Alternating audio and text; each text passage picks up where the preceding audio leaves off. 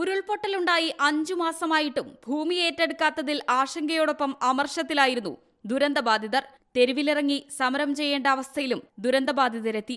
ഒടുവിൽ പുനരധിവാസത്തിനായി സർക്കാർ കണ്ടെത്തിയ ഭൂമി ഏറ്റെടുക്കാമെന്ന നിലവിലെ കോടതി വിധി പുനരധിവാസത്തിന് വേഗത വരുത്തുമെന്നാണ് ദുരന്തബാധിതരുടെ പ്രതീക്ഷ. കൽപ്പറ്റയിലെ എൽസ്റ്റോൺ എസ്റ്റേറ്റിൽ നിന്നും 78 ഹെക്ടറും മേപ്പാടിക്കടുത്തെ നെടുമ്പാലയിലെ ഹാരിസൺ എസ്റ്റേറ്റിൽ നിന്ന് 65 ഹെക്ടർ ഭൂമിയുമാണ് ടൗൺഷിപ്പിന് വേണ്ടത്. ഭൂമി അനുയോജ്യമെന്ന് ജോൺ മത്തായിയുടെ നേതൃത്വത്തിലുള്ള വിദഗ്ധ സംഘം റിപ്പോർട്ട് നൽകിയിരുന്നു. ഭൂമി ഏറ്റെടുക്കൽ വൈകിയതോടെ മുസ്ലിം ലീഗ് സ്വന്തം നിലയ്ക്ക് ഭൂമി കണ്ടെത്തുമെന്ന് പ്രഖ്യാപിച്ചിരുന്നു. സ്ഥലം ലഭ്യമായ സ്ഥിതിക്ക് എത്രയും വേഗത്തിൽ തുടർ നടപടികൾ ഊർജിതമാക്കാനാണ് സർക്കാർ തീരുമാനം. ടൗൺഷിപ്പിന്റെ മാതൃകാ പ്ലാൻ തയ്യാറാക്കിയിട്ടുണ്ട്. ഊരാളുങ്കൽ ലേബർ സൊസൈറ്റിക്കായിരിക്കും നിർമ്മാണ ചുമതല.